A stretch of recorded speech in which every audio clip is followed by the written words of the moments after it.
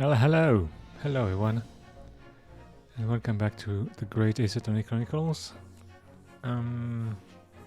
So we're still in the middle of trying to help Gina not get, well, sent to prison. And we're moving forward, but it's not easy.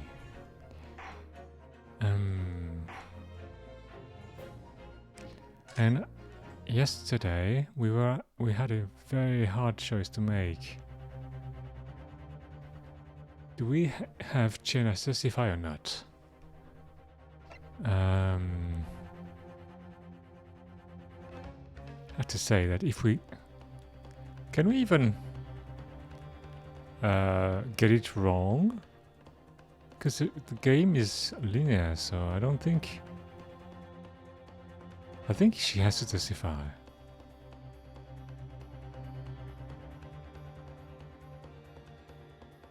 It's a bit too easy to just not have her testify, so it's gonna be hard. And we have to have her testify.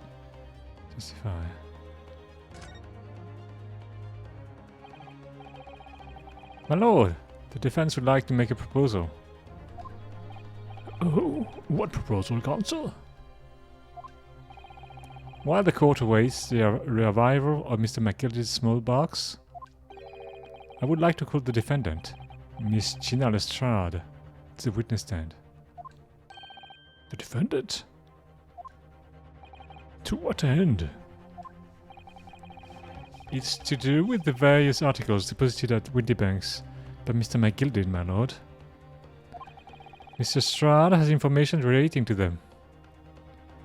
Wait, but she's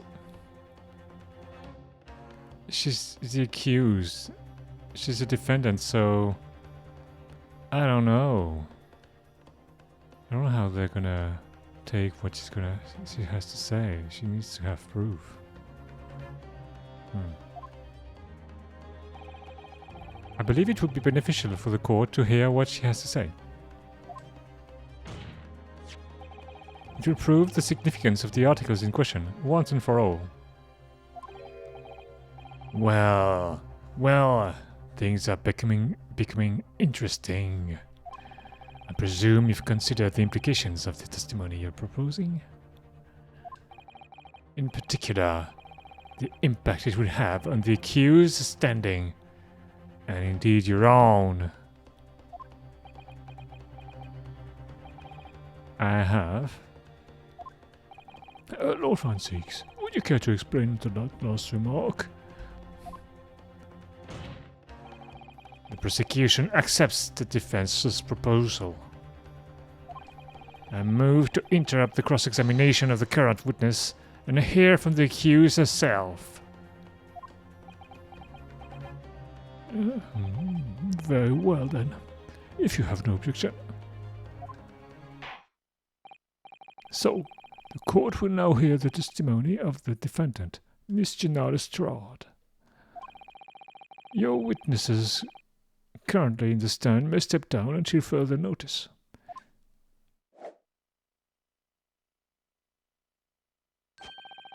Then I shall bid you good day. Wait. You, sir, shall remain in the stand while Miss Lestrade testifies.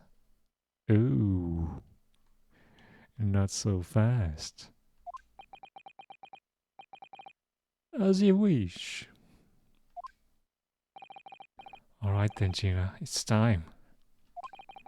I know this will be hard, but please, put your faith in me here. Oh, good luck, Runa. I've no idea what you're supposed to do there, but I guess we'll find out.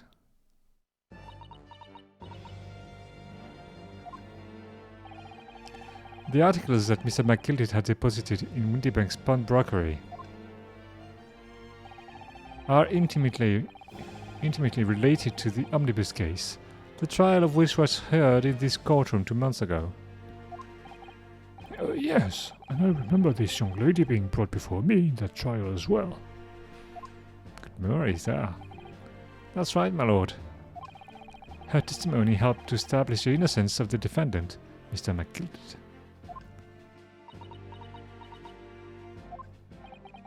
The omnibus case was intriguing, to say the least.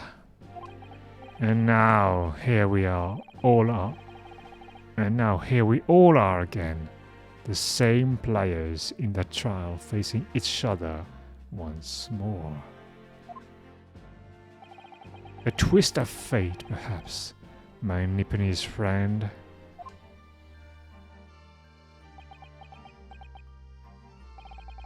Allow me to recap the events of 2 months ago. An old brickmaker was stabbed to death in an omnibus running along London's winter streets. Apart from the victim, there was only one other person in the carriage, Mr. McGildet.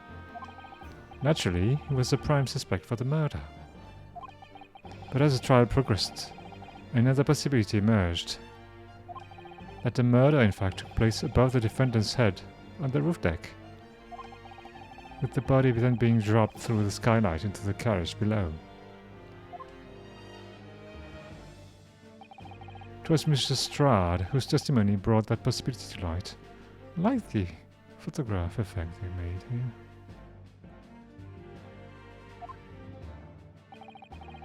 At the time of the incident, Mr. Strad was concealed under a seat in the carriage, hoping to pick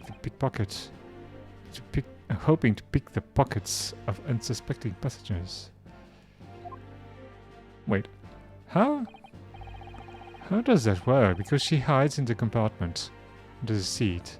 But how did she get out without anybody seeing her? It doesn't work. Anyway. Then immediately after the trial, having been acquitted of the murder, Mr. McGildet died in this very courtroom in the most extraordinary of circumstances. Well, extraordinary, dire circumstances, I would say. A mystery that remains unsolved even now, 2 months on. As indeed does the omnibus murder itself.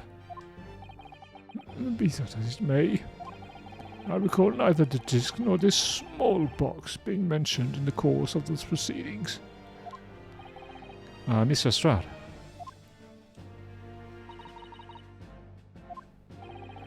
Would you tell the court now, please? What really happened in the omnibus 2 months ago, I mean?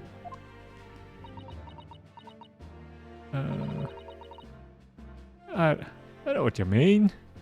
I already said all of what I know.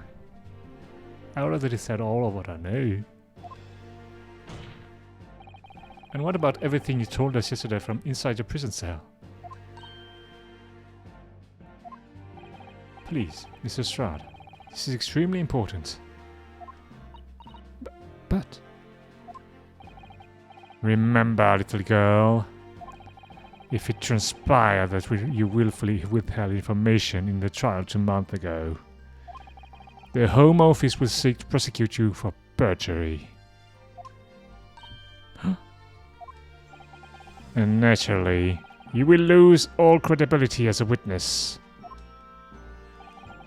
Although, let's face facts, you have little credibility to lose. Jeannie, don't listen to him. Please, you have to trust Rona now. Iris, we're on your side.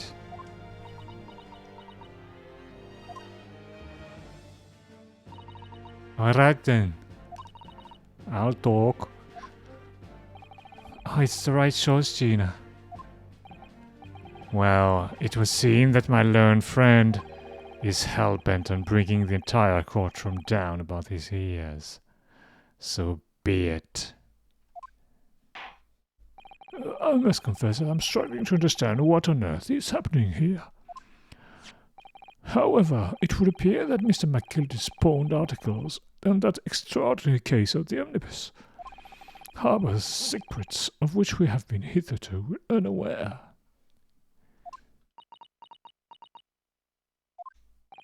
So, Mrs. Strad, you will now give your testimony before the court about the events of 2 months ago. You will reveal the truth, a commodity sorely lacking in your original statements. This is it then. Everything's going to come out. Like Van Ziek said. This could bring the whole courtroom down about my ears. But as a lawyer, I'm prepared to take that risk. I mean, it's probably better to be indicted for perjury than for murder. I would hope.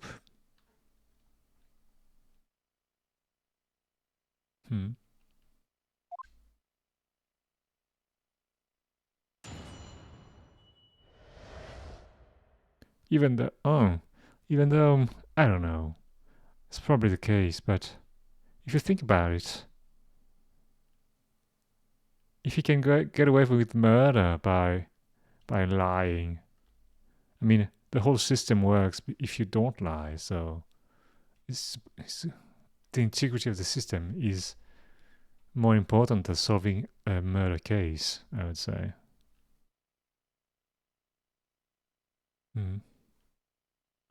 Probably. The real truth of the omnibus case. Truth is, that Brickmaker Cove was in the cabin of the omnibus the whole time.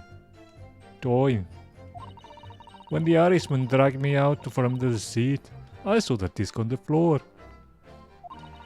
All of a sudden, I heard a scream from over my head, and that bear on the roof deck went off to call the strops. That's when McGildy slipped the driver something to do a run to the pawn shop roundabout. He threatened me not to snitch, not to say nothing to no one about what I'd seen or heard.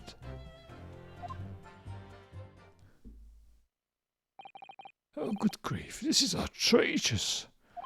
What you just told the court bears almost no resemblance to your testimony 2 months ago. As you say, my lord. Well then, there is chance I may have adjudicated in error in McGildy's trial. It sounds very much to me as if the man deliberately deceived his court. Well, of course. In an effort to cover up the most wicked of schemes. Without doubt, your lordship is correct. A great injustice was done in this courtroom 2 months ago. The actions of the accused in the trial of this witness and of my learned friend are entirely inexcusable. Wait, I'm not responsible for that. I didn't lie. I don't believe it. The whole trial was a farce. It was all lies. That McGildy's fellow was returned to the court, just like the pickpocket. Don't forget that lawyer from the east. They were all on it together. You're wrong, the lawyer. Mr. Narrow, though, the lawyer there. He didn't know nothing about it. Humbug. I don't think so. Are we really expected to believe that? Oh, here he's just everyone up, didn't he? What an operation to get the man off scot-free. Unforgivable, stop. The lies have to stop. Stop. Yes, the defense made a terrible error of judgment. No, I don't like the way they're presenting this. Because even though the man was guilty, he still needed to have a defense. It's weird.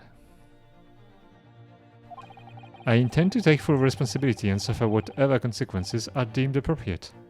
However, it's imperative that the court allows the witness to elaborate on her testimony. Because the true significance of McGildy's spawned articles may be brought to light.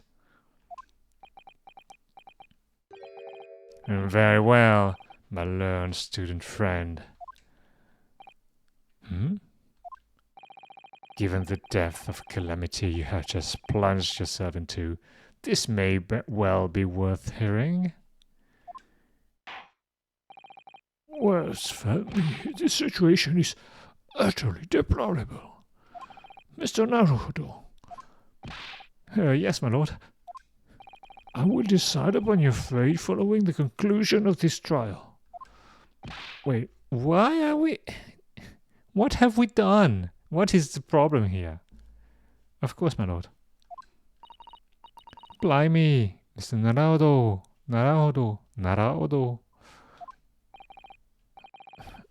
Now, Consul, proceed with the cross-examination.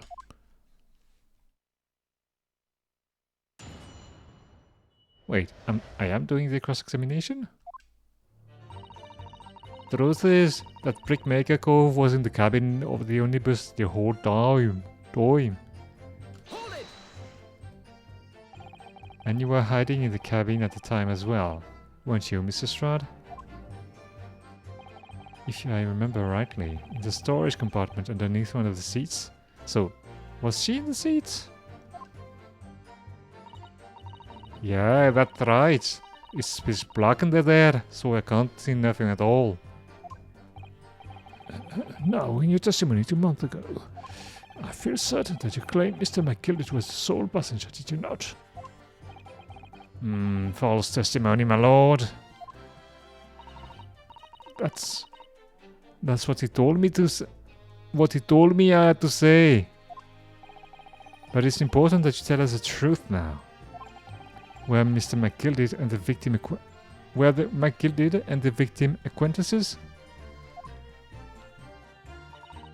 I don't know. But I did hear them talking a lot.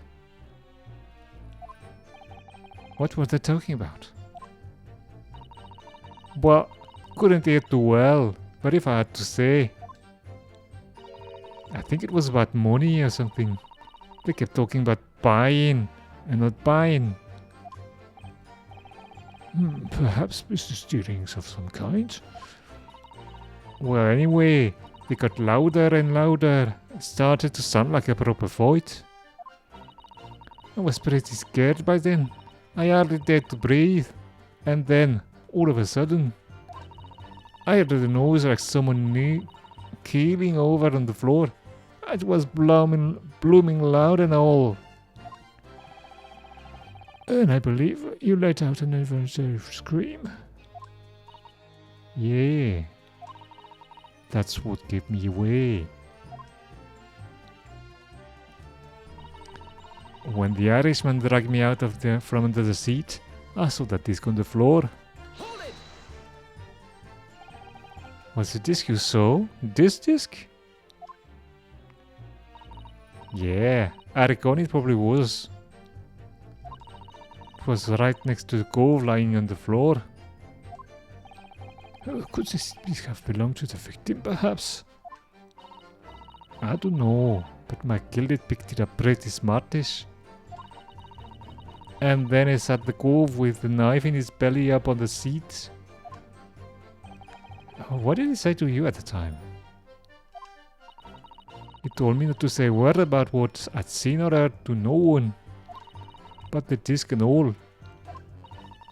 I was dead scared.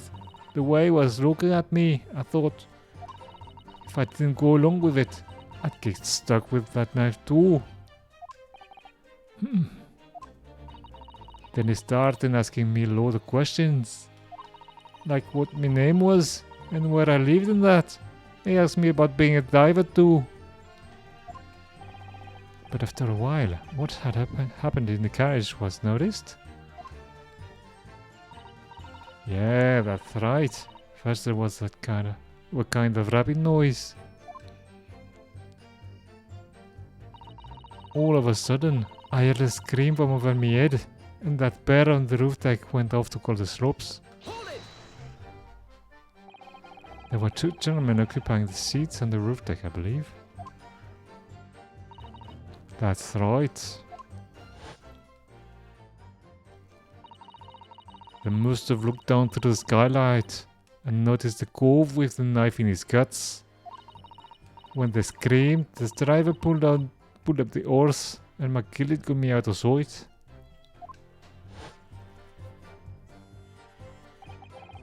Out of sight? Where? Back under the seat where I started off. Once the carriage came to an halt, The two girls from the roof ran off to fetch the slopes. If they immediately left to fetch the police, it would appear they were entirely unrelated to the incident.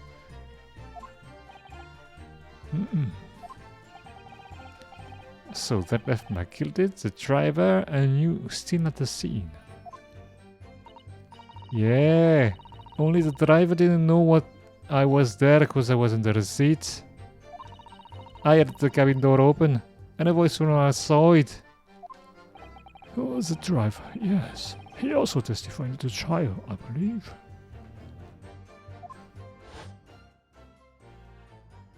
Oh, a fellow who went by the name of Beppo, if memory serves. What did McGilded and the driver say to each other? I don't know what happened and stuff like that mainly.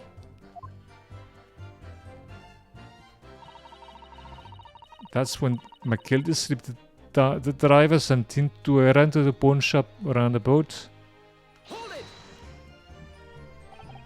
That pawn shop obviously being Windybanks on Baker Street. Just a moment, Counselor. Do you mean to tell me that the driver gave false testimony in the trial as well? Perhaps the excursion to the pawnbroker slipped his mind when he was in the stand. Well, yeah, probably. That's probably what happened. Indeed, Lord Van Zees. McGilded took off his coat and gave it to the driver. He folded it up, and all carefully like before handing it over. When I saw him do that, I remember thinking, that goes and what's in it gotta be worth a few bob. Yes, Gina was sure that this must be worth more than Mr. Windybank was suggesting, wasn't she? I remember her quibbling with him over the price that afternoon at the pawnbrokery. The driver looked pretty happy when McGilded flashed some brass in his face. He went running off at a lick. Then the bug trotter called to me and told me to come out from the drug's cabin. He threatened me not to snitch, not to say nothing to no one about what I'd seen or heard. Threatened you how exactly? Told me I'd only be able to scrap her if I did exactly what he said. Which included giving false testimony in court 2 months ago. Yeah, that's it. And there was one of the things he said. Which was... He told me I'd have to hang on the ticket from the pawn shop and make sure not to lose it. Yeah. The ticket? Well, I never... Said that if he didn't show up to get the ticket off me before 2 months passed, I'd have to go to the pawn shop and pay the money to keep it in luck, to stop it being forfeited. He left me with some brass to pay for it. Oh, but really? Why on earth would Mr. McGilded have done such a thing? Depositing his overcoat with a pawnbroker before the arrival of the police makes no sense at all. There would seem to be only one logical explanation, my lord. McGilded had the driver deposit at Windybanks.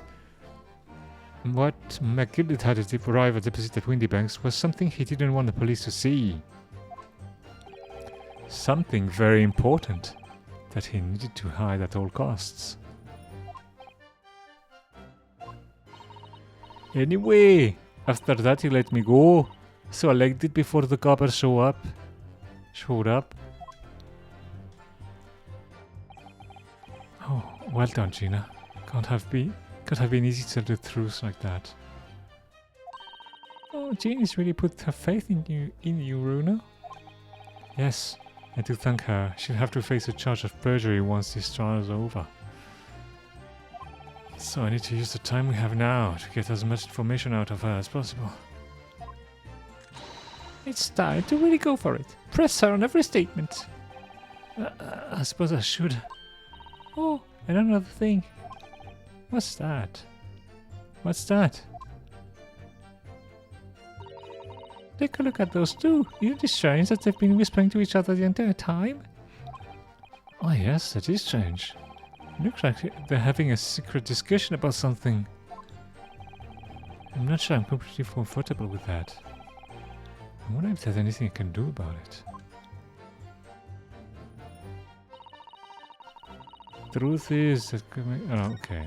Can I do something?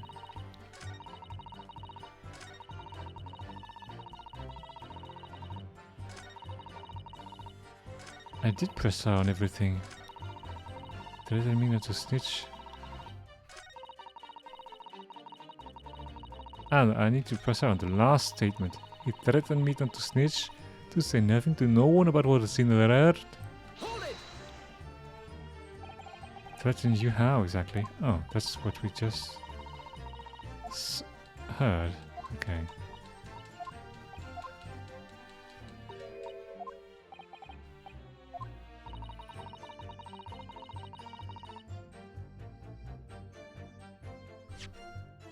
We can't present anything.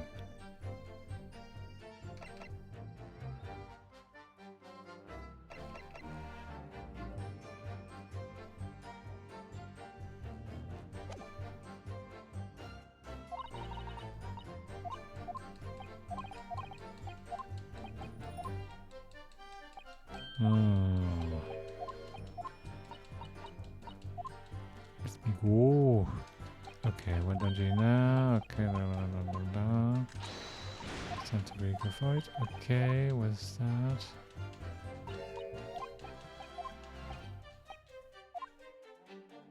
Okay, I'm gonna save because you know.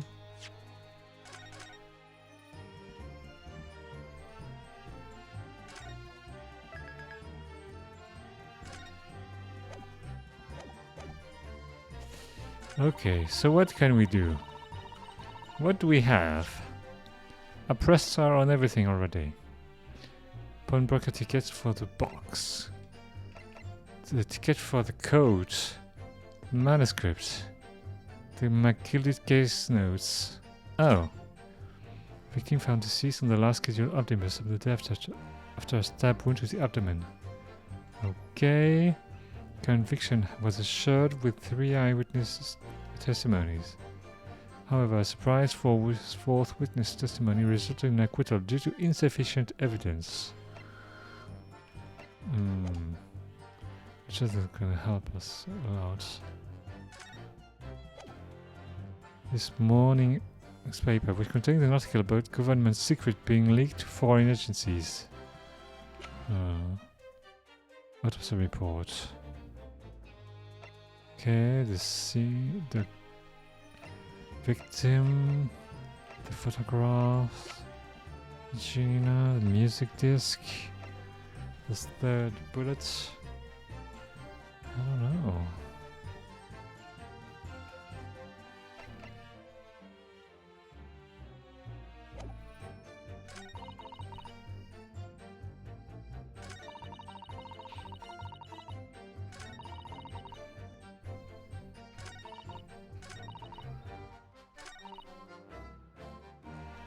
I present the disc maybe? I don't know.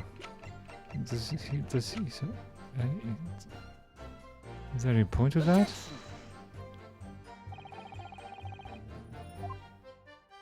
Oh no.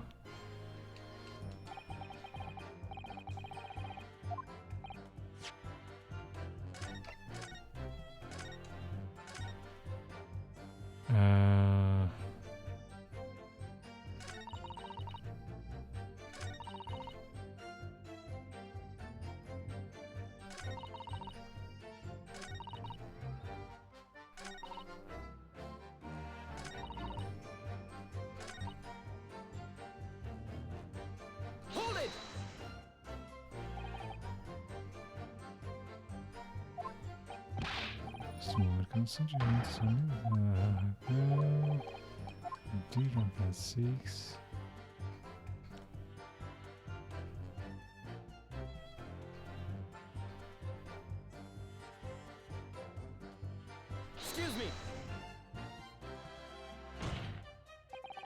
there something you'd like to share with the court, Inspector Gregson and Mr. Graydon?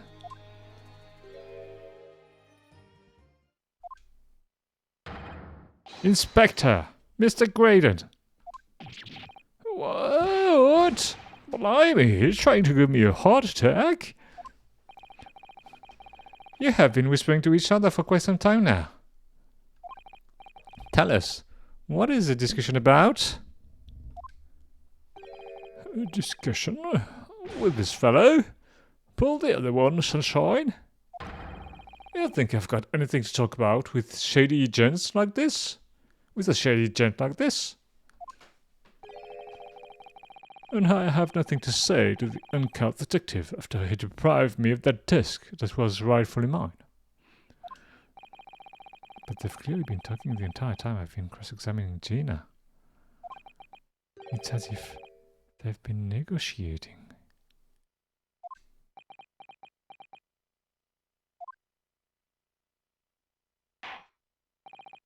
Thank you, Mrs. Stroud. Thank you, counsel.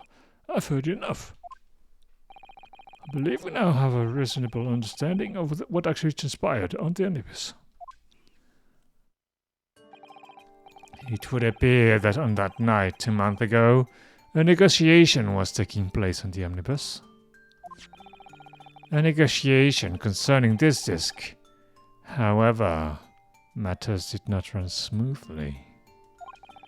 When the parties involved began to quarrel over price, McGildy took what he wanted by force, at the expense of the other man's life. Which proves my point. The disc is clearly extremely valuable in some way. Although I don't understand why as yet.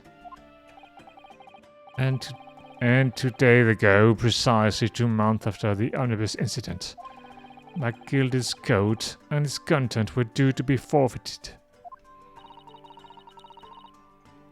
I didn't know what I should do with the ticket. I don't know what I say that. I didn't know what I should do with the ticket. I mean, the cove died right after his trial. I knew that. So you decided to try to claim the articles as your own? Well, why not, eh? They were only gonna be forfeited. Why shouldn't I have got them? Anyway, you can't blame me for thinking about it. Thinking it no crime. Mr. Stroud, it would appear Mr. McGildy was prepared to kill in order to take possession of this disc. Do you know why that would be? Hey, I ain't got a clue. But I reckon it must be worth a fair bit of brass. He was probably gonna sell it. And you can't blame me for thinking that. Thinking it no crime.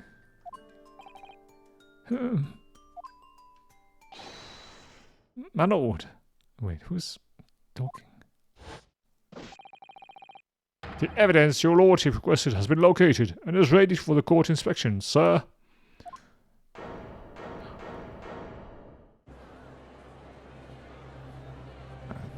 Wow. What's gonna be in there?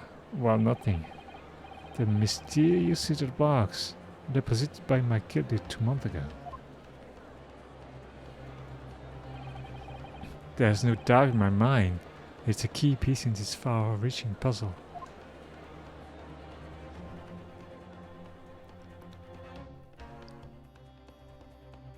We continued? Really?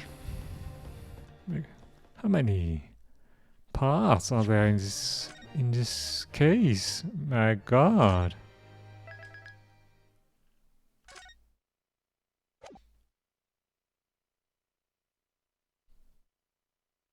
The box. So this is the article in question, is it? The small box deposited with the pawnbroker by Master McGildy 2 months ago. And on the night of Mr. Windybank's murder, the only item in the on the shelf that was touched by whoever broke into the shop. Quick, quick! Let's open it. Let's open it and see what's inside. Wait, what's that? It's a music box. Good gracious. This is no ordinary box, it seems. Wow. Although, in truth, I had an inkling that might be the case. It would appear that the box houses a miniature music box movement. Miniature. Huh. That isn't too much to expect. I think it would be reasonable to assume that it is a device for the playback of this disc, my lord. What? So, here we have the means to play back Mr. McGildy's disc, deposited at Whitney Banks at much the same time. Not strictly correct, my lord. It was not McGildy's disc. It was the disc of his victim in the omnibus. Oh, but why, for heaven's sake? Are we to understand that the brickmaker was trying to sell this music box disc to Mr. McGildy?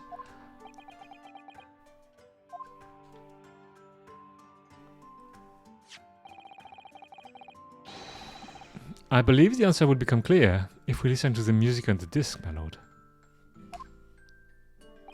Oh yes, very well. Let the court now listen to this curious disc at last.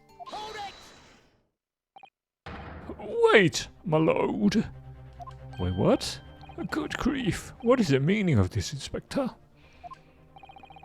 The music box and the disc are, they're unrelated to the case, my lord.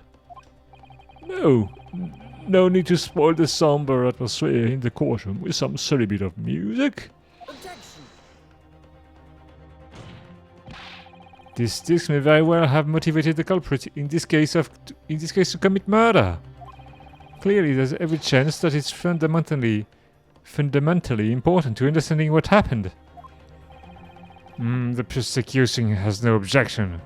No objection to what? Be more clear. But no, that piece of evidence is police evidence. Clearly Scotland Yard has some vested interest here. But if it is policy of this prosecutor to leave no avenues unexplored, and you, Inspector, have no jurisdiction here to prevent that from happening.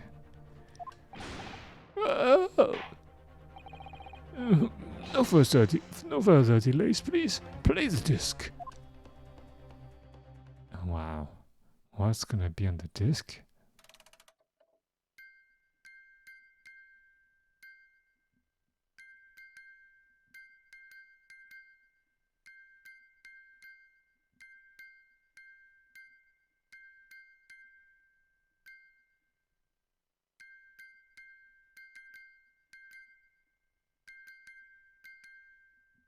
Is it Morse code?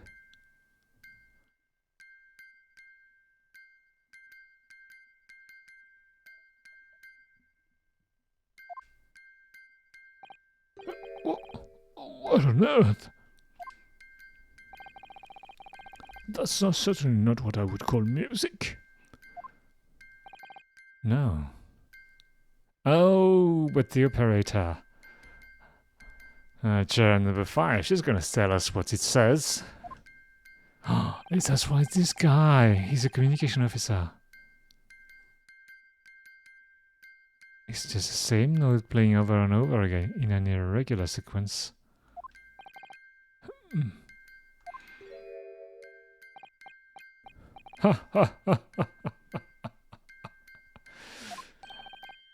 Mr. Graydon. This really is priceless. After all that, the music box is broken. Broken? It can't be, can it? Well, obviously. In fact, I wouldn't be surprised. if the officers sent to fetch it didn't drop it on the way back to the courtroom? Well, with much regret. Well, actually, I saw in the picture that all the playing parts, you know, the little parts that make the music, they were all the same length. So of course they're all playing the same note. I feel the court must accept that this music box offers little in the way of clues. Come on! Juror number 5, say something. Are you ready to move on, counsel? Come on! Yes, alright. It does sound as though it's completely broken, but is it? Could this music emanating from the music box possibly be a new clue? It could be a clue! I believe that it could be relevant, my lord. Good lord, but how can it be? I mean, I don't understand. It's an abomination, counsel.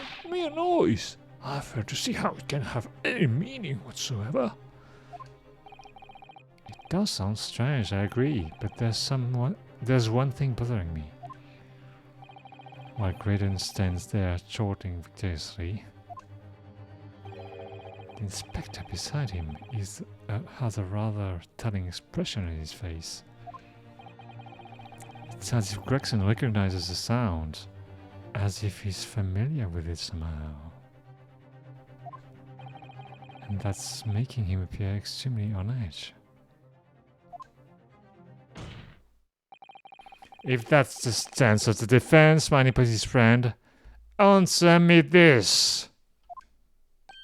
Oh? What?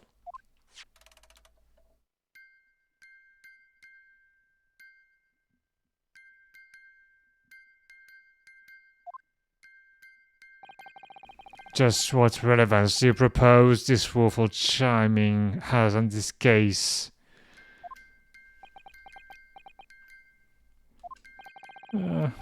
It's the defense's belief that the sound emanating from this music box is not supposed to be music.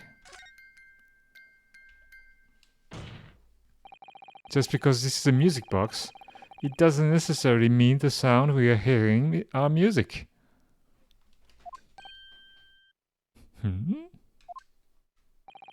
Look at that. The smile vanished from Graydon's lips as soon as I said it. I'm on the right lines here. Must be. Hey, making predictions based on how people react to what you say? You're reacting just like Hurley, Runo. Oh, much like the Mentalist as well. Objection! The sound we're hearing aren't necessarily music. Well, now that you've just told us what they are not,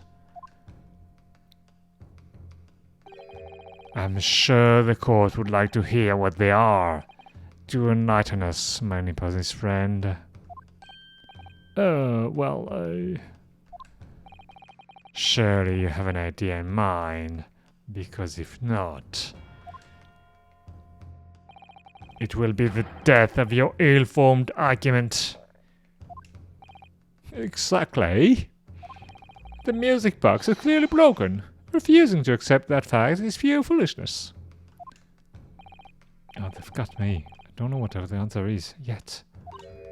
Runo? I've just examined the music box very thoroughly. And I'm fairly certain that it's not broken at all. Really? Really? The way it's been made, it can only produce a single note anyway. Yeah, the pins, they're all the same length. Oh, thank you, Iris.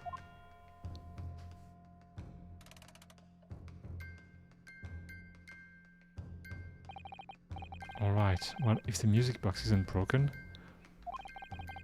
it must mean that the sound it's producing has some significance that isn't musical.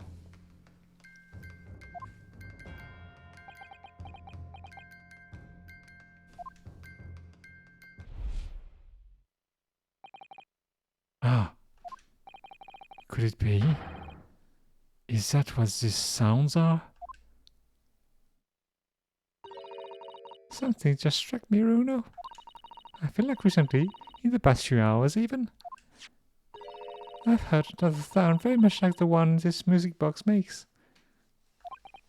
Oh, yes, it's a familiar sound. Actually, Iris, I was just thinking exactly the same thing. I'm going to have to press a defense for an answer. If your assertion is that the sound produced by this music box is not in fact music at all, then what the devil is it, Counsel? All the evidence we've seen so far, all the testimony we've heard, it's all pointing to one single answer now. The prosecution demands that my learned Japanese friend presents proof now. Tangible proof of this latest wild speculation. Alright then. This could be the best chance I'm going to get to fight back in this trial. And if I'm right, it's going to join all the dots together. The evidence that explains the true nature of the sounds of this music is... this music box is... oh, that? That's the only thing that can help here. I'm pretty sure it's that.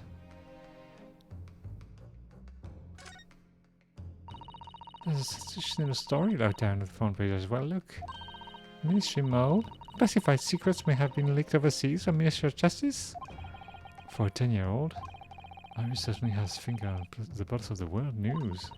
It's about secret communications between Great Britain and its allies. Apparently they're being intercepted by hostile nations. Communications are being intercepted? But how would somebody be doing that? That's the question, isn't it? I've come up with 3 different possible methods so far. Are you looking for a new career, Bruno? No, of course not. I wonder. Perhaps this is what Lord Strongheart was talking about yesterday. Yes, it could be. And you could explain what he has Grexy running from pillar to post at the moment. Uh-huh. Okay, I'm gonna save because I'm like that. And we're gonna propose that as our proof. Take that! Today's papers, Counsel. The headline is Bonbrook perishes in Big Purse Blunder. Hardly sportive of your cause. No, my lord. I was hoping you'd look at a little further down the page. Further down, Ministry Mole, classified secrets may have been leaked overseas from Ministry of Justice. Yes, it's a very serious matter, being investigated at the highest level, I understand. I have heard that international transmissions along supposedly secure lines are somehow being intercepted and leaked to various other countries. And presumably, those transmissions are in the form of wired telegrams? Of course. Juror number 5. Your input, please. Ah, yes, finally, juror number 5. Stop. Oh, me, sir? Whatever is the matter? You told the court before that you worked at the same communication station as Mr. Graydon, did you not? Yes, that's correct. And the particular station where you work deals with government communications and newspaper reports. Oh, yes, we're not your run-of-the-mill communication station at all. Our work is extremely important. Then tell me, is this not a very familiar sound? Mm-hmm.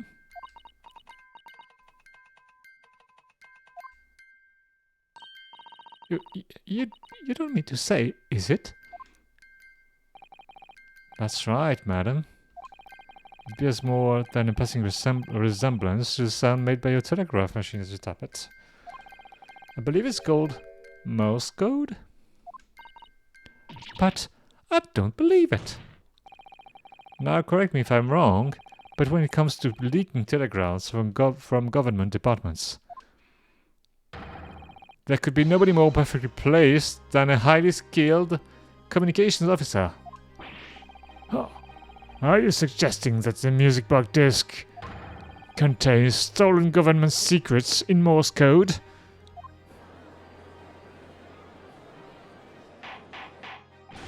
Order! Order! Order, please! Everyone, order! But this is high treason, Council, deserving of capital punishment. Oh, too much new vocabulary. What is treason and what is capital punishment? Oh, the sorts of word I half expect you to know. For our sovereign government's confidential information, hostile nation will certainly pay almost any price. Yes, and on that night 2 months ago, that was a very negotiation that was taking place inside the omnibus. But in the end, McGilded perished, and the all-important disc lay unclaimed in the pawnbrokery. Oh my word! In which case, whoever stole that information in the first place must surely have been beside himself with worry. Because if the disc were to be discovered before it found its way out of the country, it would reveal an act of high treason, punishable by death. So the culprit had no choice but to retrieve it. And in order to do that, he would have to gain entry to the pawnbroker illegally in the middle of the night. Because the article left behind by Mr. McGilded would incriminate him too much if it got into the wrong hands. Isn't that right, Mr. Graydon?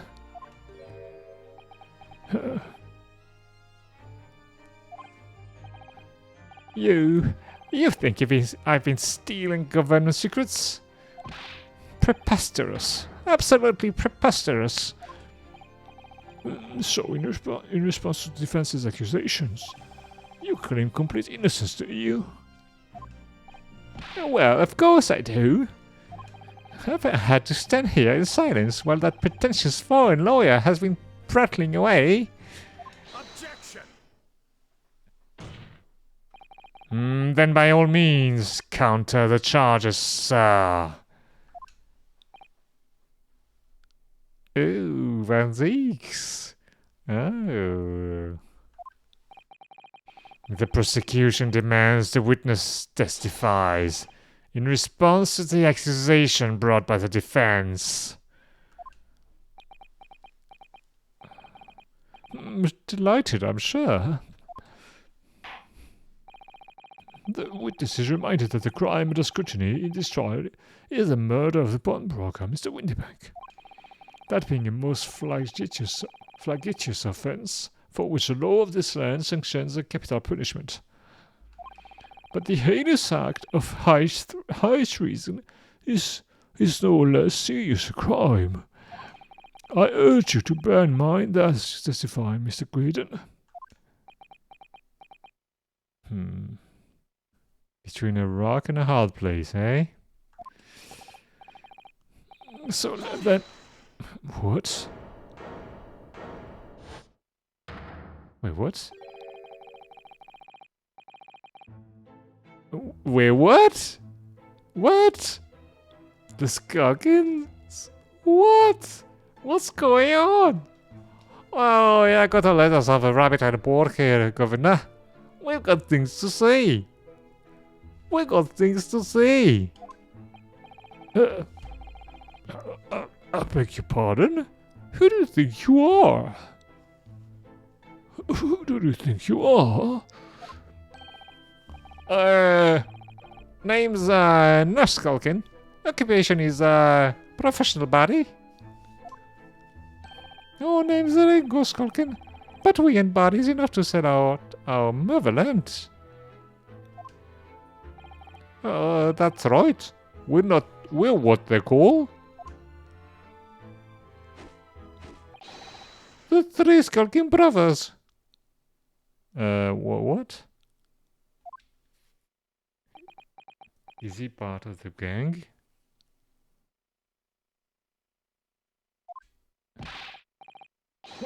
Bad timing, fellows. Very bad timing.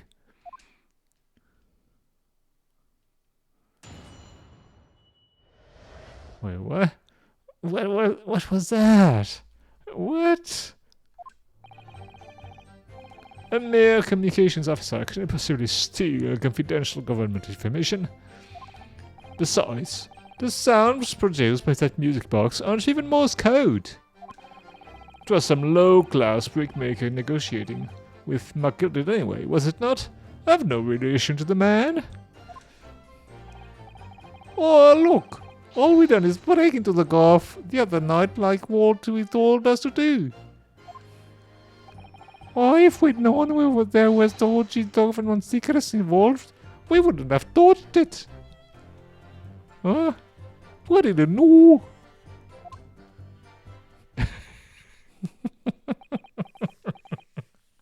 I love those guys.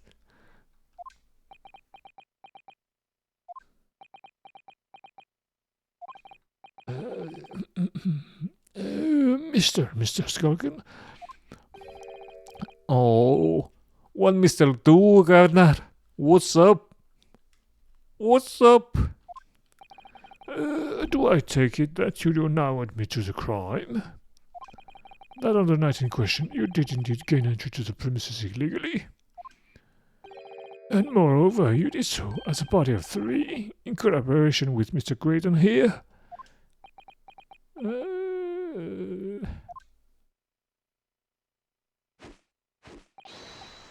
Oh, we did, Gov, we did.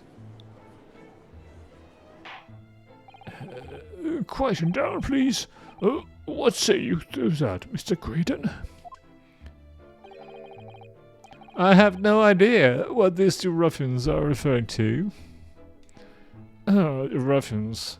I meant buffoons. You little rotter, getting us mixed up in all this monkey business. You never said nothing about no government secrets. It was supposed to be a straight-up job. And what about the Jesus? The Jesus whose shop it was, eh? Poor old bloke didn't have to die, did he? Didn't have to die. Oh, nice to know who your friends are. Whatever these men say, I deny the accusations. Indeed. Well, I certainly wasn't expecting the city music box to become so significant in the proceedings. However, as it has, I will admit it to the court record as evidence. The small music box has been entered into the court record. Oh, we have to look at it then.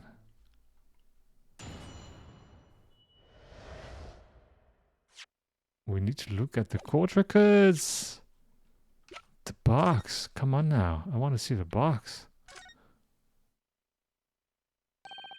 See how the formatted disc sits in the music box? The man deposited at Winniebags? It couldn't be a more perfect fit. Oh, there's no question then. The disc was designed to be played in this music box. Yet despite that, the sound it produces are neither musical, nor do they appear to have any meaning.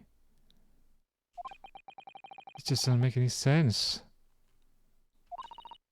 I wonder if perhaps there's more to this music box that meets the eye. Maybe we haven't discovered all its secrets yet. Oh, maybe there's something to tweak in there. This is a mechanism that turns the bump on the disc into sound, isn't it? Yes, the movement. It's all thanks to the comb with its teeth that are plucked by the passing bumps. Usually the teeth and the combs are different length, so that each one produces a different tone. But this comb is very strange. All the teeth are exactly the same length. Well, what does that mean? It means that no matter which tooth is plucked by the passing bumps, the music box will make the same sound. I've never seen a music box like it before. Yes, it is strange. A music box that only plays a single note. There has to be some significance to that, surely.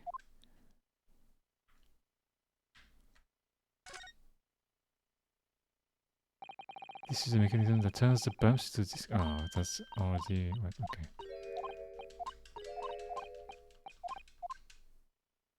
What about that? This lever here. Oh no, there's no other. Okay.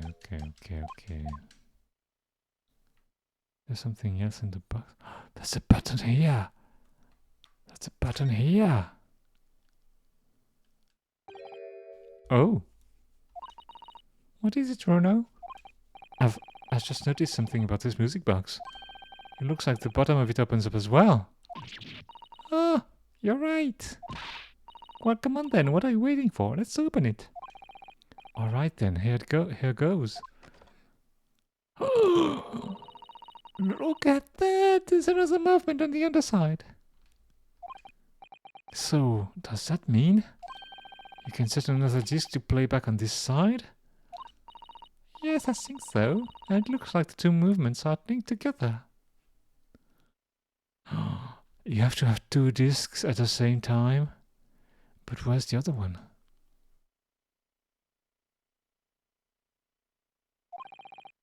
They're linked. So, if you had two discs, they would both play back at the same time. What?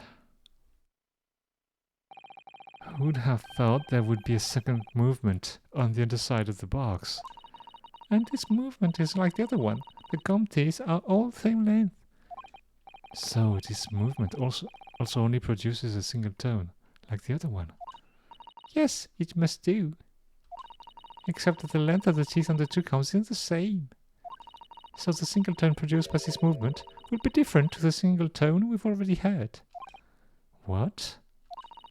Basically, each movement can only produce a single note, but the notes they produce are different.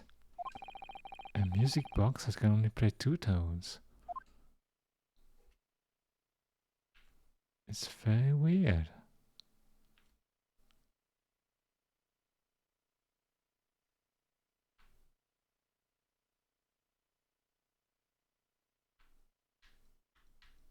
What is the significance of that?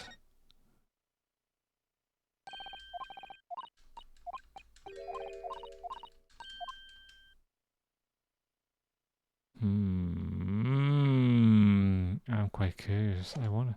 We don't have another disc.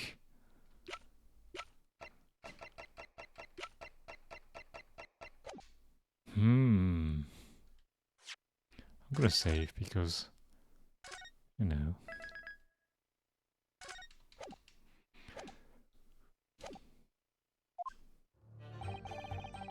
A mere communications officer couldn't possibly steal confidential government information. So, is this newspaper headline accurate? Government communications are being intercepted. How could I possibly know? What do you mean by that? Any important government communications are handled by high-level officers, by specialists. General members of staff in the station where I work would never be entrusted with sensitive information. Oh no, stop. I must say something, stop. Let me guess. Chair number 5? Chair number 5. We're regular communications officers, and as lowly as you're being led to believe. A team of us are responsible for setting up and testing the telegraphs used by the ministry. And Mr. Graydon is the team leader. That's fascinating. Good thing we have chair number 5, I would say. Graydon is highly skilled apparatus, stop. Currently in presence of idols, stop. Oh, the stars in her eyes. Wow, she's in love. Oh, so you had access to the equipment used for this confidential communication, Mr. Graydon. Well, what of it? The transmissions are always made behind closed doors, so they can't be hired. And in any case, all messages are sent enciphered. Normal employees can possibly understand them. Oh no, stop. Must say something, stop. Mr. Craven regularly attends meetings with ministry technicians and the ministry communications team. He assists them in ensuring that there are no errors in important international communications. And he's received the top prize at cipher cracking conventions 5 years in a row now. Ah, that's fascinating.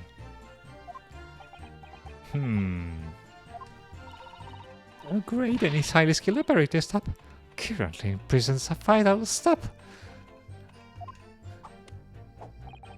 Well, your idol would appreciate it that if you'd keep your mouth shut. She should really pick her idols more carefully. I tell you, this lawyer's accusations are completely unfounded. Besides, the sounds produced by that music box aren't even Morse code. Really? They're not? To anyone with a brain, that would be latterly apparent, on listening to that music box for even a few seconds. Of course, I knew that. Sure it can't be that my learned friend is unfamiliar with Morse code. Ouch. He looks genuinely shocked at my ignorance. No, I would be more than happy to demonstrate the basics for you, sir. Listen here, in court. A Morse code is a continuous series of two distinct tones. Tones, say? Ah, yes, a short dot and a long dash. By combining those in different ways, you construct letters. Oh, I see. Oh, that's the thing. Two tones. For example, this A and this B. But when you listen to the sound produced by this music box, you only hear one tone, don't you? But it sounds so similar. The rhythm of it is the same and everything. But there's no discernible meaning to this apparently random sequence of sounds. So your assertion is fundamentally flawed. This is not Morse code. No! Really? You shouldn't be so surprised. What did I tell you? That music box is nothing but a worthless piece of scrap. Wait, did the description change, by the way? This strange music box only appears to be able to play a single tone. No, it didn't change.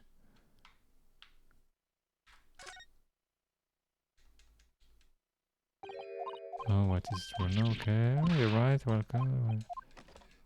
Why okay, it didn't... Why did it...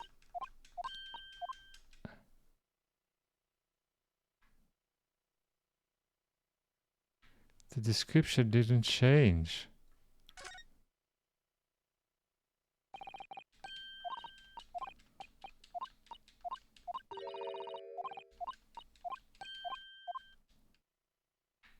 The box can't play two tones.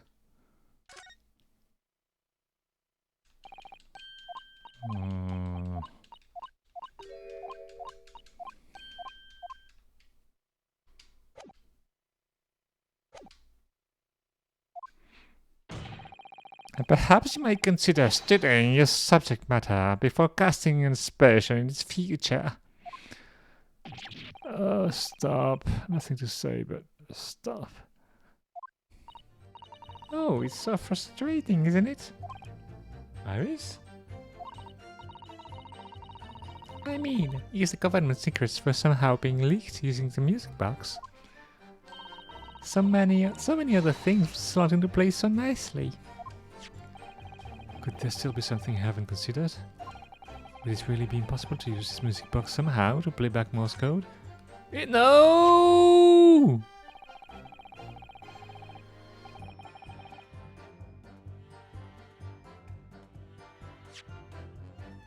No, no, no, no, no, no. I don't want that.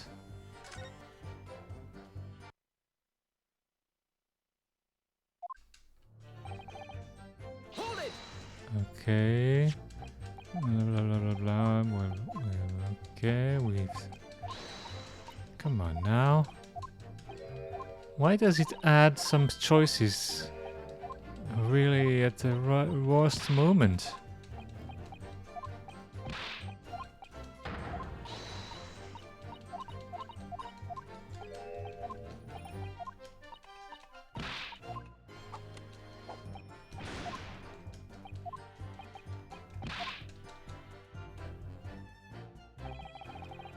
Hold it!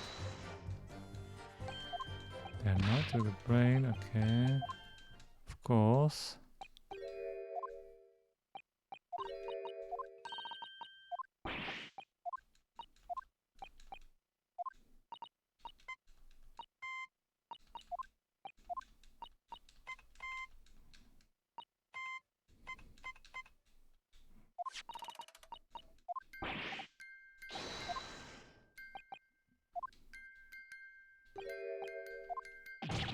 No.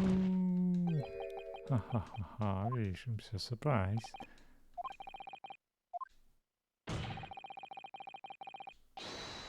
Okay, I'm gonna save because I don't want to have to do that again.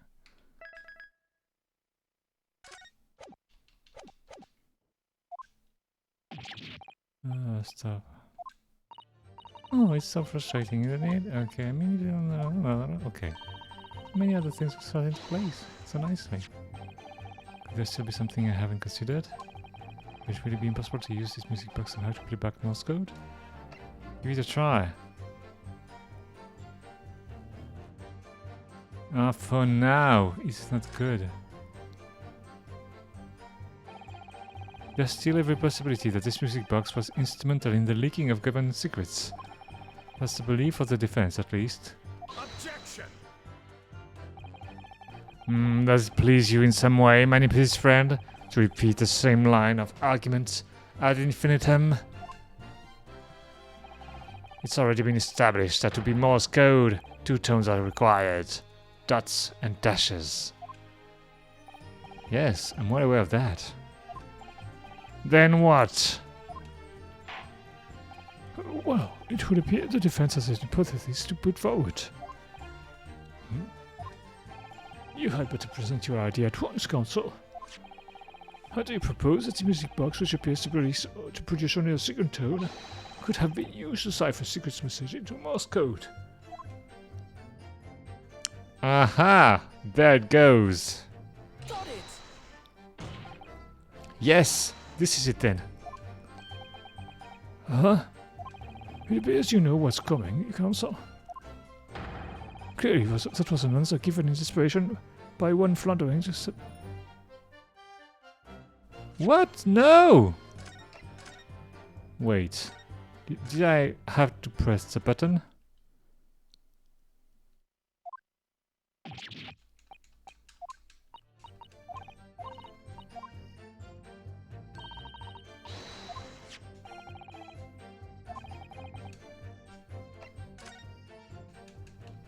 I have to press the button, yeah. Forgot to press the button. Blah, blah, blah, blah. Okay. Yes, I'm very aware of that. And what? Well, it will appear. Yeah, okay. We had better. How do you propose? Okay. Okay. Can I press the button? Oh, what is it? No, I've just noticed something about this music box. Yeah, it looks like the bottom of it opens up as well. Ah, you're right. Come on then. What are we waiting for? Let's open it. Alright then, here it goes. Alright, look at that. There's another movement on the other side. Oh, so does that mean you can set another disc to play back on this side? Yes, I think so. Ah, look, they're linked together. So you get 2 discs to play back at the same time. Present that! Oh, good gracious. What am I looking at here? Another movement on the other side of the music box. What? He's not happy about that. It appears, my lord, that the two movements are linked together. In other words, you can put two discs in this music box, and the sounds of both will play back at the same time. Good heavens. As the court has heard, Morse code comprises of two tones, a short dot and a long dash. With the second disc in place, this music box could be used to generate Morse code and convey a message.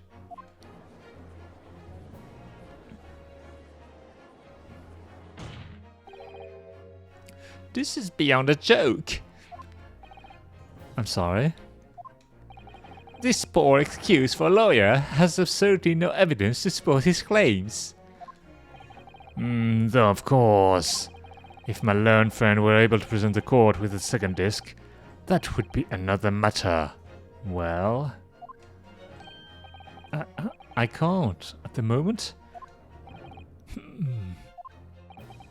And may I remind the court that, as the witness has pointed out, he was not the one in the omnibus with Mr. McGildy 2 months ago, striking a deal over the disc, or discs. Indeed, that was Mr. Mason, the brickmaker. Exactly, I had nothing whatsoever to do with it.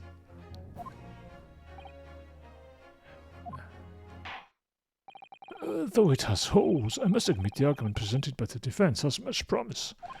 I believe the cross-examination should continue.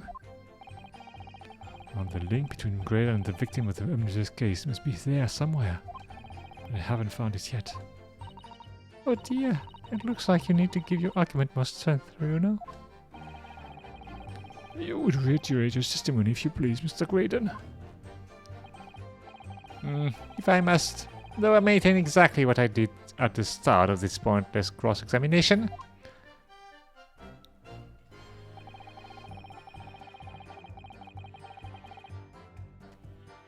It was some low-class brickmaker negotiating with McGildy anyway, was it not? I have no relation to the man. Hold it!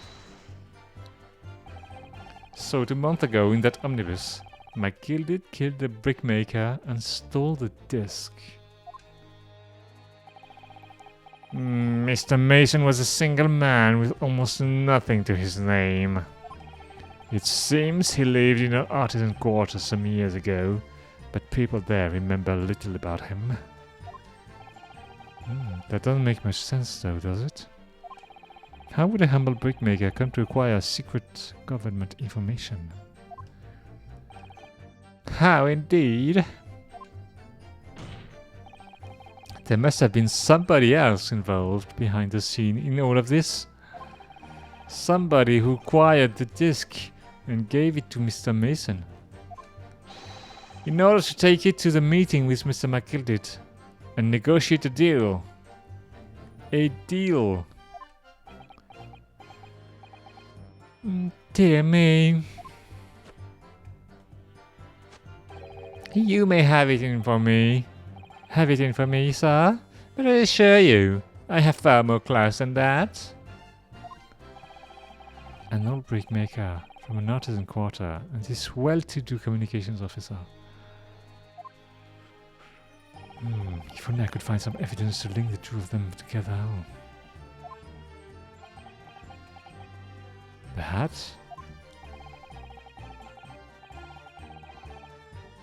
If you have nothing more to add on that note, let's return to the witness testimony. Oh look! All we done is break into the golf the other night like what they told us to do. I've got to press that. Oh, if we'd known there was dodgy government secrets involved, we would have touched it. Hold it! Like Mr. Graydon told you to do, you mean? Oh, that's it, yeah. Who else, eh? Silly me, though. He was just popping over for the matter. After all them years. But the rotor are the dodgy just for us. Hey, Ash.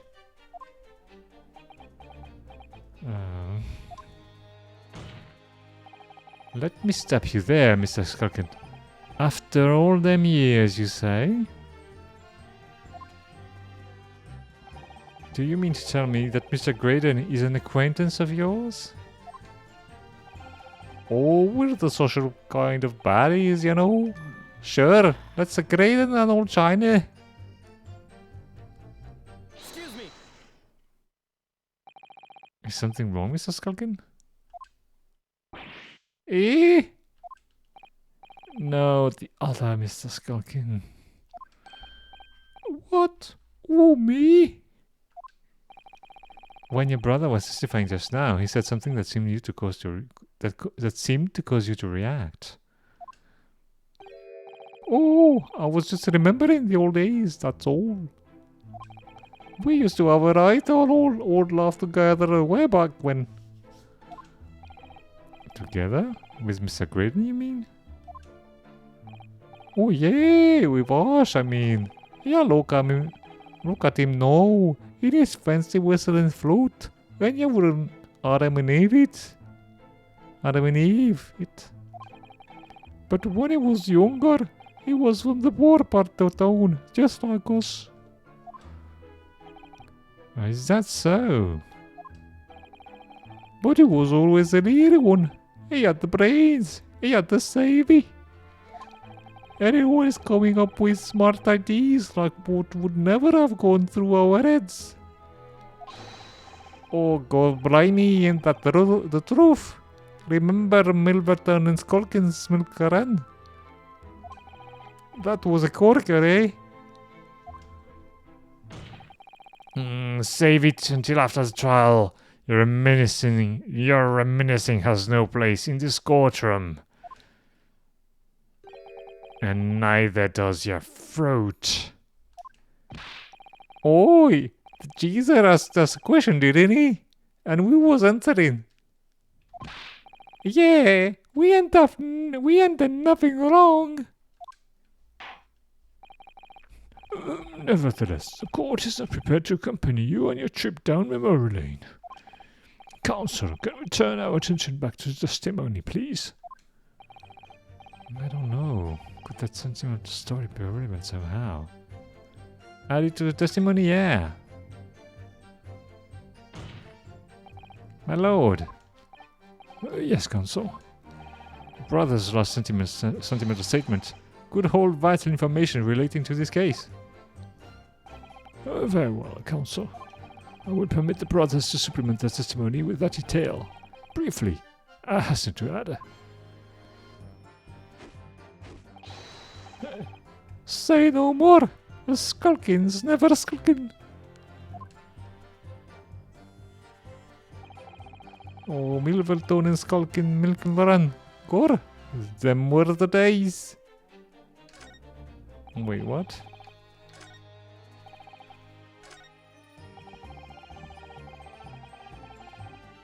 If we'd known there was such a government secrets involved, we would not have touched it. Hold it! So did you know nothing about this music box? Oh, we didn't know nothing. We still don't know nothing. And we ain't planning on knowing nothing about it neither. But 2 nights ago you did indeed break into Windybank's pawnbrokery, didn't you? In your original testimony, you said that the door of the shop was ajar, and that it was like some kind of a sign, begging you to go in. But the truth is, you were planning to break into Whitney Beck's all along, weren't you? Oh, we were, God, we were. Yeah, right there. Oh, 'cause that was it all us to do. It was his plan.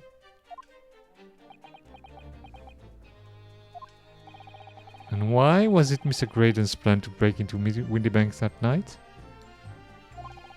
Did you not ask the reason? Oh, well, I said that the place was full of stuff worth nicking. Worth nicking. That's what he told us beforehand anyway. Turned out it was a load of clubbers, didn't it? I weren't best pleased, I can tell you. Oh, in any case, they know the real reason. If they know the real reason, it doesn't sound like they're going to give it away. Oh, Milverton, Skulking Milkeran. Of course, them were the days. Hold it! I'm sure I'm going to regret asking, but what exactly was that? Some kind of business? Oh, just a little scheme we had going back when we was a youngster. A bit of fun, really. Oh, delivering fresh milk to the locals. That's what it was all about. That sounds alarmingly legitimate. There must be a catch. I suppose since we're here, I should ask them to elaborate, but on what? The business model? The name? The name. So this business was just a bit of fun, you say? And were just yourselves and Mr. Graydon involved? Oh yeah, that's it. Milverton and Skulkin's Milk Run, was it? Yeah, that's it. And where did the Milverton part come from? Oh right, I thought a clever dog like you would have worked it out. Enough of this. How much longer are we expected to listen to this Let me guess. You don't accept anything these two witnesses are saying?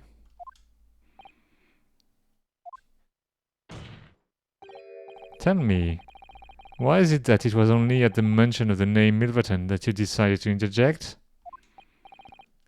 Because it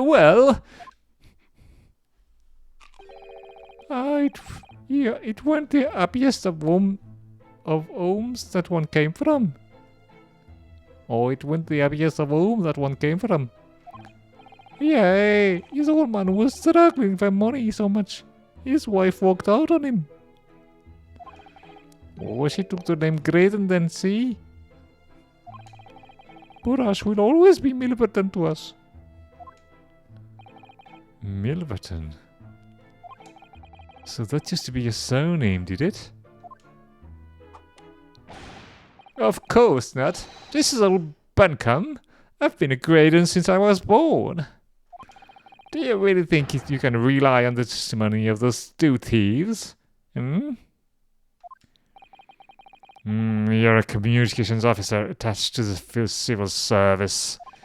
As such, your personal details would have been thoroughly checked at the time of your appointment. It would be a very simple matter indeed to subpoena those records, Mr. Graydon.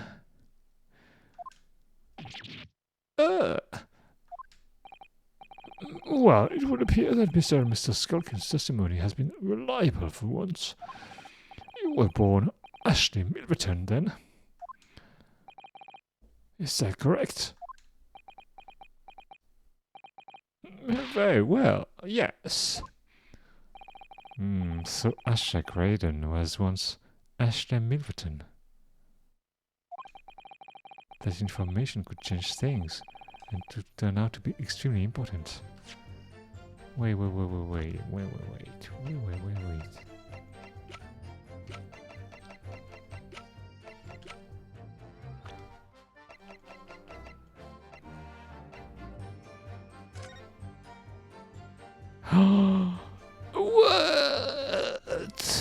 Mason Milverton is the name of the brickmaker.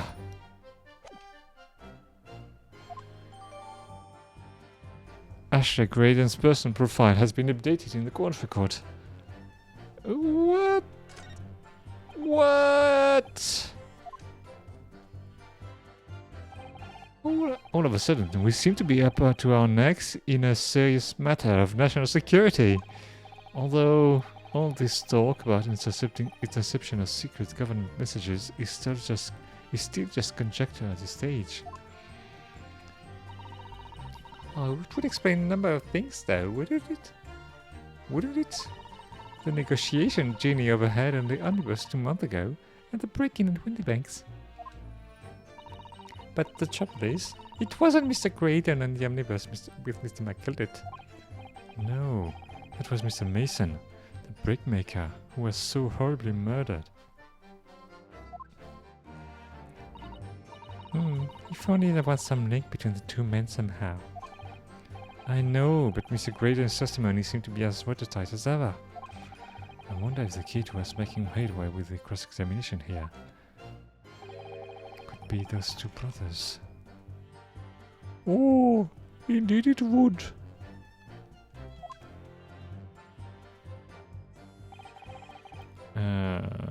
American Dictionary. Okay, besides, the sound produced by that was some low-class brickmaker negotiating with Mr. but he's not.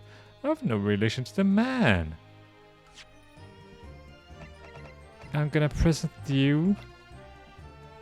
I'm gonna raise you with this. Objection. Mr. Ashley Milverton. Tell me, why did you try to hide your former name from the court? Eh? Because I haven't gone by that name for years. It means nothing to me. No, I don't think that's a real explanation at all. Not at all. The truth is, you had a reason to hide that name. I'll punch in the gut by the truth again. Explain yourself, please, counsel. I have here the notes from the omnibus case, my lord. And as we all know, the victim, the man who we now understand to have been negotiating with McGildet. Yes, Mr. Mason, the brickmaker. That's right. Only Mason wasn't his surname at all. It was his given name. His full name was Mason Milverton. Milverton? Do you mean to say? Saints alive! Mr. Asher Milverton.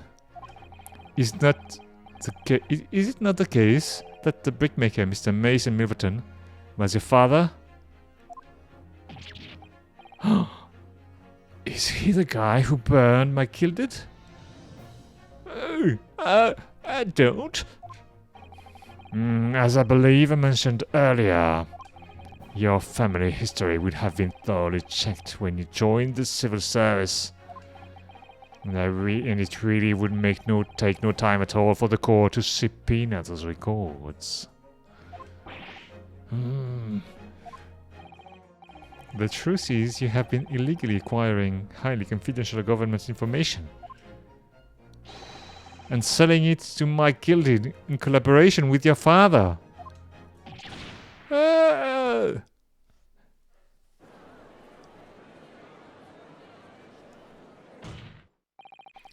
The new facts and evidence unveiled by the cross-examination of this witness all come together to reveal the truth. The truth, you say? That you collaborated with your father, Mr. Mason Milverton, in illegal dealings with Magnus McGilded. By dint of this music box, you mean, counsel? Yes, stealing information being sent in secret government communications and selling it on to McGilded. Mr. Graydon concocted this elaborate scheme of using 2 music box discs to encode information, as presumably a safety measure against the information falling into the wrong hands.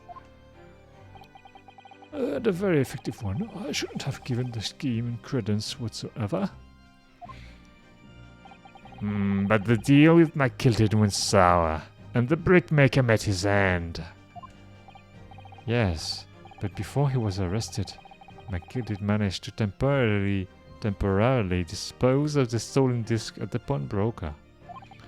Then, having learned of the situation, you appeared at Windybanks 2 days ago. In an attempt to recover the 2 articles McKilted had placed in pawn there.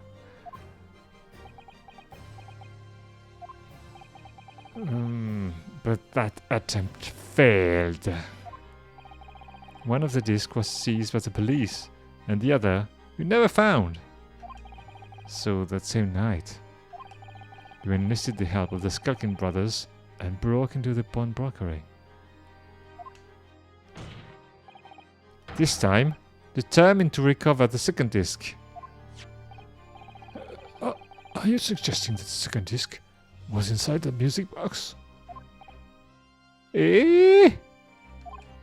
Oh, we never knew nothing about that. On the night that Mr. Windybank was killed,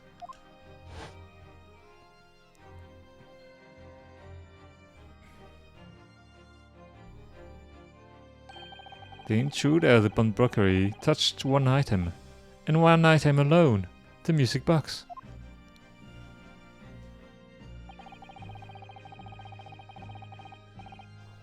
That's rather ingeniously demonstrated using the 2 prints from the security camera, indeed. So, the question that naturally begs answering is this. Why was only that one article disturbed? The answer is obvious. Because it contained the second disc, which the intruder was desperate to retrieve. Since, if it were to fall into the hands of the police, it would be proof of high treason. What do you say to that?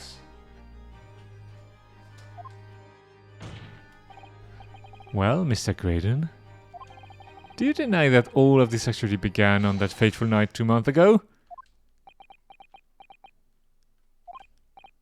I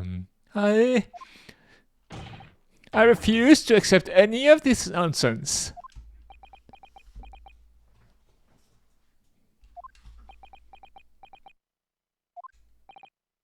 Sir, there appears to be blood seeping through the sleeve of your jacket. What?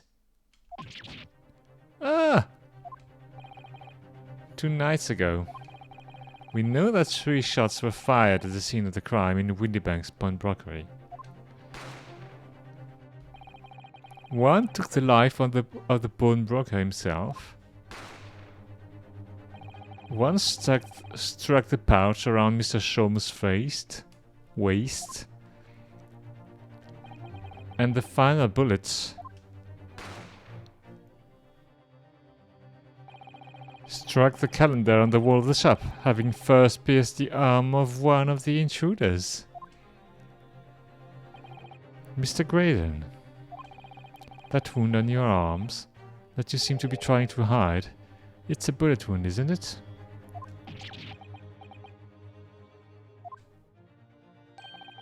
Oh, he's got you now, me old China. Oh, time to call it quits and croaked. Time to call it quits and croak, I reckon.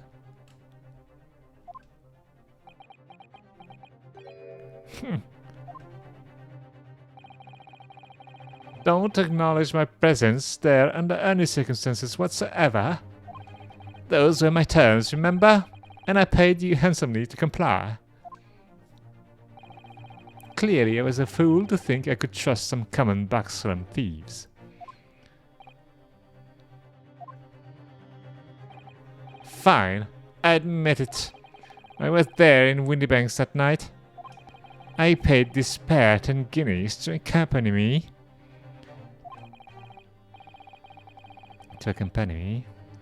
And as you've noticed, I sustained an injury in the course of my adventures. Wow. But that is all. I admit to nothing more. Stealing government secrets, negotiating with McGilded.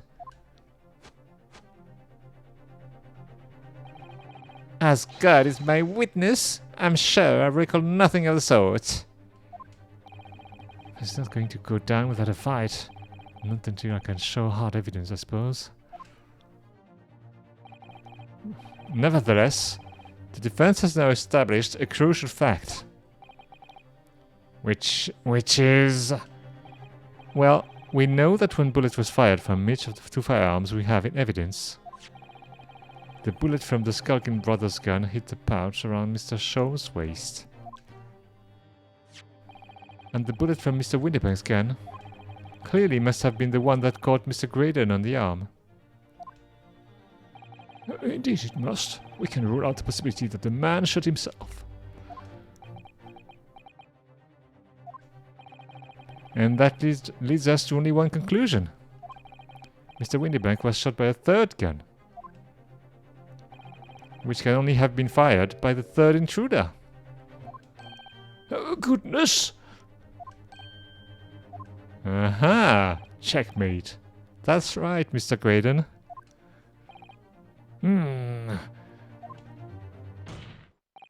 The only person who could possibly have shot Mr. Windybank that night is you! Hold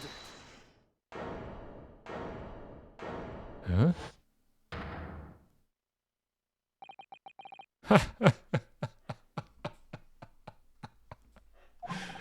You little upstart! You made a grave mistake when you summoned me here. What? What's that supposed to mean? Yes, as you rightly say, I was there at the Bunbrockers. I did my best to hide the fact, naturally. I had no intention of ruining the distinguished career I'd built for myself at the communication station. But did the thought never cross your mind? Did you never consider as a possibility? What do you mean? What thought? What possibility? The possibility that if I were at the scene at the, if the possibility that if I was there at the scene, I may have witnessed the crucial moment. You see, this makes me a key witness in this case, and have my hands firmly around the neck of your client. What? Are you suggesting? I saw it all. I saw the very moment that pickpocket girl pointed the gun at that poor, defenseless pawnbroker and shot him. What about the two other guys? What?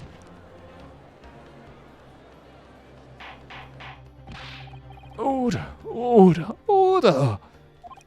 Well, it seems we are finally entering the last act of this theatrical trial. Mr. Graydon. Yes? I trust you are fully aware of the implications here. If it is shown that your claim is false, you will have incriminated yourself as the killer.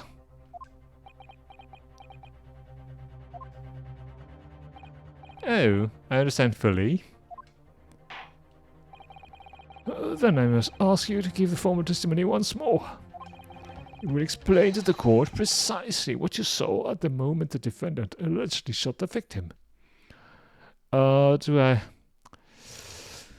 don't know. Do we play this right now, or do we wait?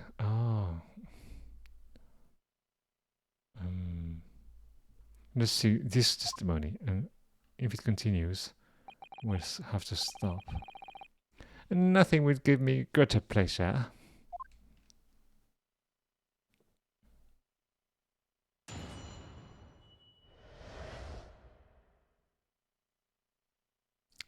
The moment of the shooting. No, I think we have to stop here. I mean, it won't be that short, for sure. I don't know.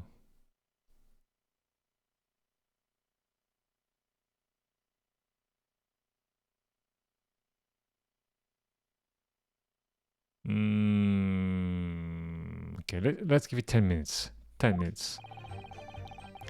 While these ruffians here were jostling with the broker, I was still near the entrance of the shop. When Windybank threw Nash over the counter, I felt a sharp pain in my arm.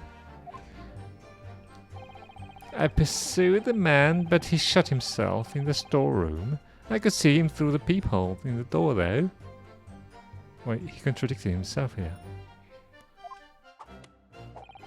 The accused, in a black coat, shot the man in the back as he was trying to flee to safety. I saw the blood splatter all over that wretched girl.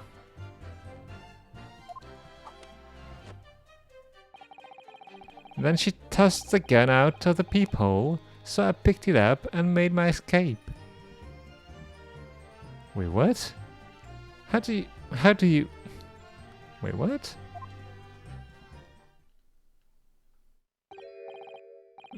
Good gracious, this is quite extraordinary testimony.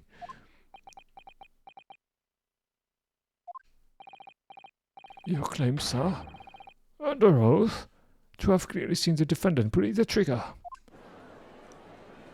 I don't understand why we consider that to be true. Order, order, order. Oh, it wasn't my intention to testify in this way. But neither is it my intention to be found guilty of a murder I didn't commit. So you see, my hands have been forced. I tell the truth now as an act of self-preservation. What? The truth?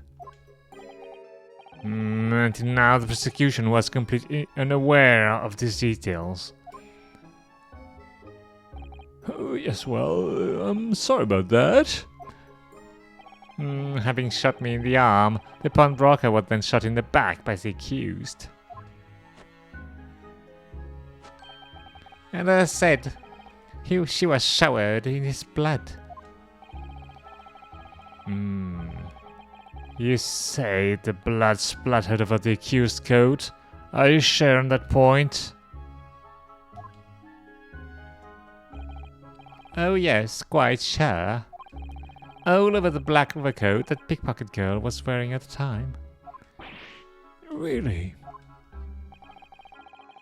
If her coat could somehow be shown to harbor vestiges of blood, that would be conclusive evidence here.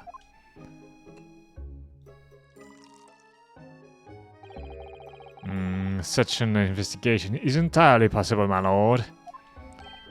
What? Only very recently, a German scientist was developed a technique to identify human blood. So here's to true science, not some amateurish detective's dubious foray into the world of chemistry. There's nothing dubious about Hurley's work. His ideas are all sound. Ideas are no use to us here, in science as in law. Theories must be proven before they stand.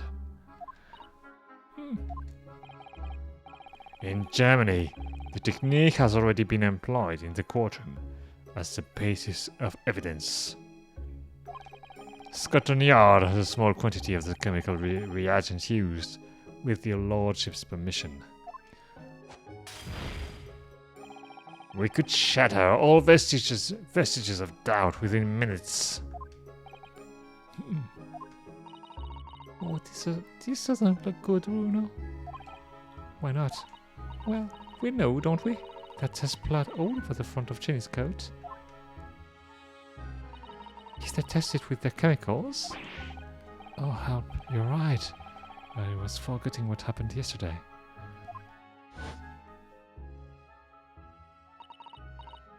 Don't move, Jenny. I'm going to shoot. Oh dear.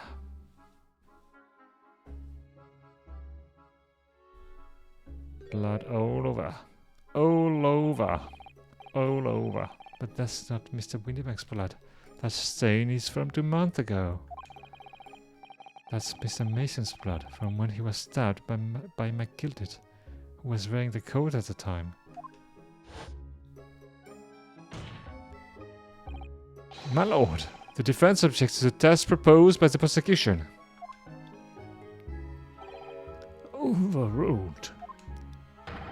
Lord Van Siegs, make it so at once. With pleasure, my lord. And while we wait the results, the defense will proceed with the cross-examination. Oh, once I found that blood on the overcoat, Gina will be... Counsel. Yes, my lord. Your cross-examination. Of course, my lord. Oh, if this cross-examination doesn't go well, if I don't manage to uncover some decisive evidence or a really compelling clue now, I have a very bad feeling about the outcome of this trial. We're gonna have to save the moment of the shooting. But he's saying a lot of bullshit there, so hopefully we can find some things. Also, I hope the Skulking brothers are gonna intervene. While the ruffians there were jostling with the broker, I was still near the entrance to the shop. Hold it! Mr. Windybank emerged from the storeroom, I believe. Ringo and Nash were scouring the counter when he suddenly appeared and flew at them. He already had the revolver in his hand. Fortunately, I wasn't too close. Oh, I've never been so scared in me all my life. Oh yeah, we're just your regular middlemen burglars, that's all. We don't like violence. We don't. Oh, says the pair who carry a gun. What do you mean when you say you were near the entrance to the shop? I was in the doorway, running my eyes over the shelves of forfeited items. Looking for the music box, of course. The broker went for Nash in the first place. Then Ringo joined in, making it two against one, so I assumed they could handle the situation. But I was wrong. I was trying to help me, little bruv, but the old Jesus chucked me over the blooming counter. Oh, so I pulled me gun on the old fella, and that soon made him scarper. Oh, the pair of you sitting up on the floor, the poor defenseless broker together. Shame on you. Oh, sorry, Gov. When Windybanks threw Nash over the counter, I felt a sharp pain in my arm. Hold it! You mean that's the moment you were shot? Yes, I thought I didn't immediately realize, though I didn't immediately realize what had happened, of course. Things crashed to the floor from the counter and the three men were brawling.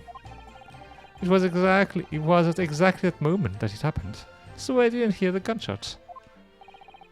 And the bullet went on to strike the calendar in the wall behind you. So it would appear. When I looked at my arm, I saw it was bleeding badly, so I wrapped my handkerchief around.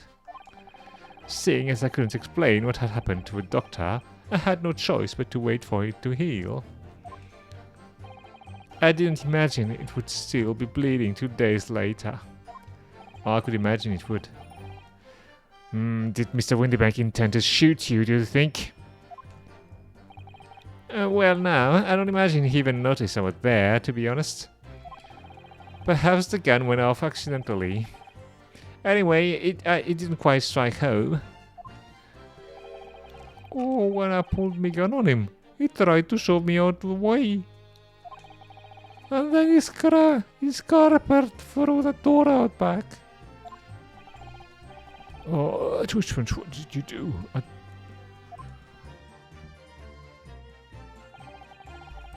I pursued the man, but he shut himself in the storeroom. Oh, he pursued the man, okay. Hold it! You mean you chased after him? I don't recall the reason why, but I ran after him to the back of the shop. And what about this peephole in the door you mentioned?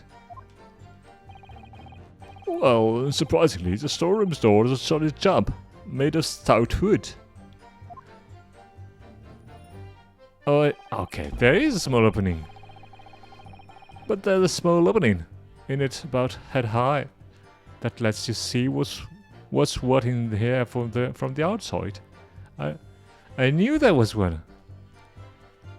So the whole thing about the locked door, the locked room was baseless in the. Come on now. Actually, I should know that, should I? I looked through it myself that night.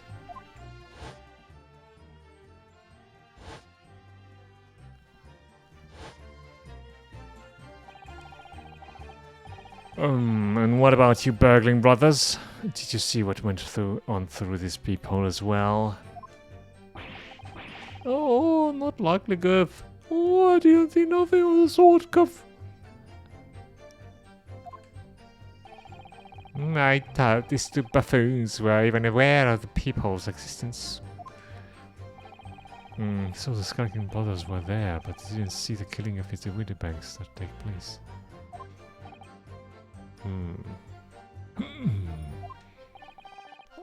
Inside the storeroom, I could see the broker and that young girl standing there.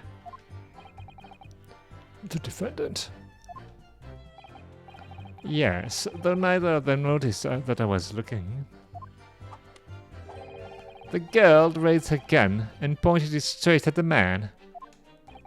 And then, what did you see next?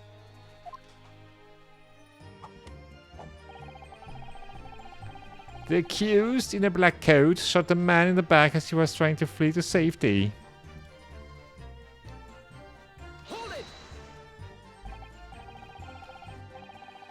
Yes, when the crime was discovered, the defendant was found with a gun in her hand. But that was Mr. Winterbank's gun, from which only a single bullet has been fired. And as we've already established, Mr. Graydon, that bullet was fired at you. Ah, but no, it wasn't the broker's gun that pickpocket girl had when I saw her. Yes, the bullet from Winterbank's gun grazed my arm. And yes, the Skulking's gun grounded the detective. But this was another gun entirely. A third gun. The broker's gun was not the murder weapon. So clearly there had to be a third firearm involved. But where did it go? In other words, the accused must have had her own gun with her at the time. Objection! But no other gun was found at the scene.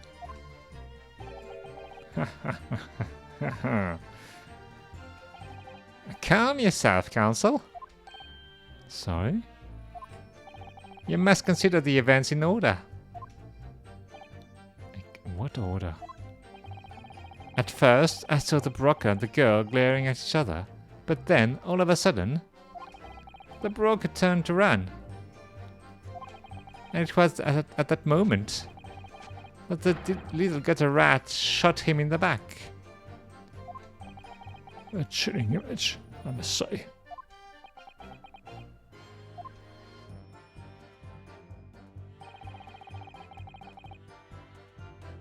It didn't explain where the gun came from, and where it went. Hold it! All over her? Yes, through the peephole. I saw it clearly. Of course, the stains are invisible now. What with the coat being such a dark color? But I assure you, that garment is solid with the victim's blood. Well, it is solid with blood, that's for sure. No, but this isn't Mr. Winterbank's blood, is it? No, that's right. It's Mr. Mason Middleton's blood from when Matilda stabbed him 2 months ago. It's annoying. If they'd only accept Hurley's chemical analysis, we could prove that. But they won't, so unfortunately, we can't use it as evidence to support our case. Oh, bother. Then she tossed the gun out of the peephole, so I picked it up and made my escape. Why would you pick up a gun like that? That's the stupidest thing I ever heard. Hold it! Did I hear you correctly? She threw the gun out of the room? That's right. After the broker fell to the floor, she started walking over. Over where exactly? In the direction of the storeroom door, so as to where I was watching. Of course, I quickly retreated, and then the girl dropped the gun through the peephole onto the floor on my side of the door. But why on earth would she do such a thing? I couldn't tell you. Perhaps she was hoping to distance herself from the murder weapon. Without thinking, I went and picked it up. I suppose I was right about just leaving it here. There, in case any more tragedies took place. Come on now. That's the stupidest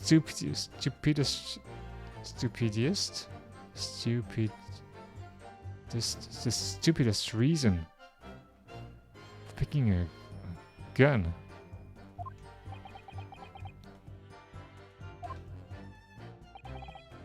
So it was you, in fact, who took the third gun from the scene of the crime. Yes, it was yours truly. I left the clear up to my lackeys and left. Clear up? We'd make a bit of a mess. We'd made a bit of a mess around the counter, so Mr. Wilson's flute here told us to tidy up. He thinks he's a blooming mum sometimes. Well, I was paying you enough, by God. Oh. Tell me, Mr. Graydon, when you left the pawnbroker that night, was it by any chance with the second disc in your jacket pocket? You little toe rag! You're like a boot at the gate, aren't you? Hey, what's going on here? Excuse me! Gentlemen?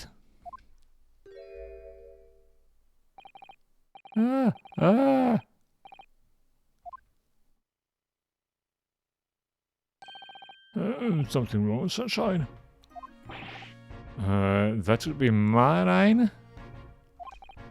You do realize you were just violently shaking Mr. Skulkin? Oh, blimey! This dude's a bit of a hooligan, isn't he? What was going on just now? Oh, you saw him! He grabbed me whistle! Why the blazes, he said. Didn't you mention the third gun when we got down the station? When we got here down the station? And why didn't you? Course, we didn't know nothing about it. On that flaming people in the door. Sorry about that. I can be prone to losing my rag sometimes. Not hurt, are you? Oh God, blimey! See the way he's looking at me. I'm telling ya, this D gives me the willies. Oh, that was strange. Inspectors are normally get quite as worked up as that. He wouldn't normally grab someone. No, that wasn't like Rexy at all. He's normally all sweetness and light, no matter what I say to him. Oh, yes, well, I think you might be a special case, Iris. Well, anyway, that was definitely out of character.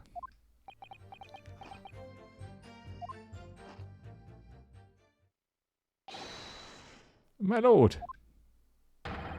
Requesting your lordship's permission to interrupt the cross-examination. Explain yourself, officer. I have the results of the test that was ordered earlier, my lord. Ah, the blood of on the accused's overcoat. Thank you, officer. Very well. The cross-examination is hereby temporarily suspended. I presume you have no objection, counsel? Dear. No, my lord.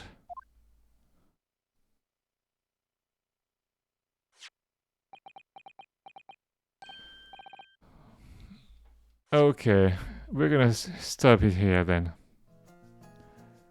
I mean, I don't know how long it's gonna take. More,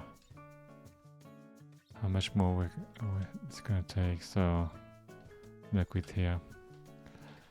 Unfortunately, we're gonna have to finish another day, probably tomorrow night. All right then. Thanks for being with me. As always, be safe and stay safe, and I hope to see you tomorrow then. Good night.